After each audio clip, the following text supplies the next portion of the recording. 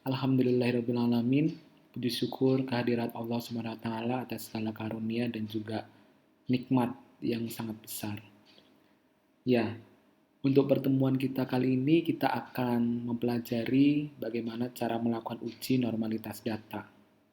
Tujuannya adalah mahasiswa diharapkan nanti dapat melakukan uji normalitas data sebagai prasyarat untuk melakukan pemilihan uji, apakah menggunakan uji yang parametrik, misalkan uji T, atau menggunakan alternatif uji lain yang non-parametrik. Uji normalitas dilakukan untuk memastikan apakah data yang didapatkan terdistribusi normal atau tidak. Dilakukan sebagai prasyarat penggunaan uji T dan uji ANOVA. Dasar pengambilan keputusan, jika nilai signifikansi lebih besar dari 0,05, maka data terdistribusi normal. Jika nilai signifikansi kurang dari 0,05, maka disimpulkan data tidak terdistribusi normal.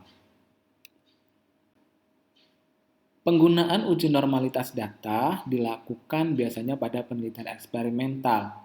Semisal di sini peneliti menetapkan judul penelitiannya efektivitas penggunaan aromaterapi jeruk lemon untuk menurunkan nyeri pada remaja dysmenorrhea. Pertanyaan penelitiannya, apakah terdapat perbedaan skor nyeri antara sebelum dan setelah pemberian aromaterapi? Tujuan penelitiannya adalah untuk menganalisis perbedaan skor nyeri antara sebelum dan setelah pemberian aromaterapi. Uji yang akan digunakan adalah uji T-dependent, sehingga sebelum menggunakan uji T-dependent perlu dipastikan apakah datanya terdistribusi secara normal atau tidak. Jika data tidak terdistribusi normal, maka akan menggunakan uji alternatif, yakni uji non-parametrik, semisal uji Wilcoxon. Baik, sekarang kita lanjut ke analisisnya. Kita memerlukan bantuan program statistik, yakni SPSS. Kita pilih variable view, kemudian kita masukkan di sini, kita beri nama skor nyeri pre-intervensi. Kemudian yang kedua, skor nyeri post-intervensi.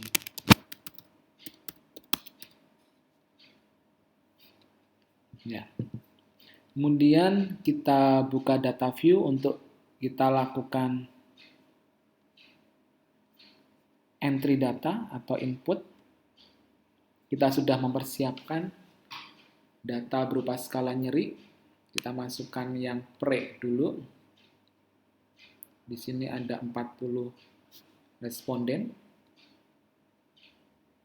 Kita copy dan kita pastekan di tempat yang sesuai. Kemudian tinggal memasukkan yang post.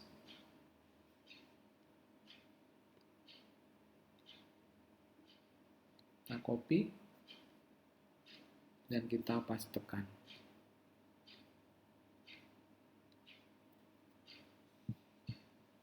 Ya.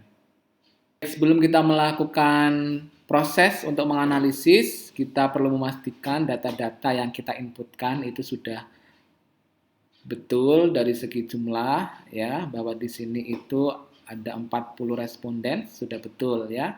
Ini sepertinya ada data yang aneh, 0,00, ya ini karena memang 0, ya. Ada yang memiliki skala nyeri 0 di situ. Maka dia jadinya 0,00, jadinya seperti ini. Ya, memang sudah betul. Kita lanjut ke analyze. Ya, kita pilih analyze seperti biasa, kemudian kita pilih deskriptif statistik, pilih explore. Nah, kita masukkan dua-duanya ke kotak yang sama. Jangan lupa pilih plots, kemudian centang normality plots with testnya, ya, kemudian continue, terus terakhir dieksekusi, klik OK. Kita tunggu saat akan muncul seperti ini, ya. Yang pertama kita pastikan bahwa tidak ada data yang missing, semua data valid ya, 40-40 untuk nyeri yang pre dan postnya. Berarti ini tidak ada masalah, semua data itu teranalisis. Kemudian kita langsung menuju ke hasil tes normalitasnya. Kita bisa menggunakan hasil uji Shapiro-Wilk-nya di sini ataupun menggunakan uji Kolmogorov-Smirnov-nya. Ya, kita melihat nilai signifikansi di uji Shapiro-Wilk nilainya 0,003 berarti kurang dari 0,05, dan untuk di uji hasil Kolmogorov-Smirnov-nya 0,000 ya. Ini dua-duanya menunjukkan bahwa nilai signifikansinya lebih kecil daripada 0,05 ya. Nah, kita lihat nih terkait dengan dasar pengambilan keputusan. Tadi nilainya lebih kecil dari 0,05 ya, berarti disimpulkan data tersebut tidak terdistribusi normal ya, karena nilai signifikansinya kurang dari 0,05. Nah, jika data tidak terdistribusi normal, maka uji T tidak dapat dilakukan karena salah satu syarat dari uji T adalah datanya harus terdistribusi normal. Untuk itu kita menggunakan alternatif uji ya, dipilih uji yang non parametrik, yakni kita menggunakan uji Wilcoxon. Baik, untuk praktikum uji normalitas data sudah cukup. Marilah kita akhiri dengan hamdalah. Alhamdulillahirrabbilalamin. Dari saya cukup. Assalamualaikum warahmatullahi wabarakatuh.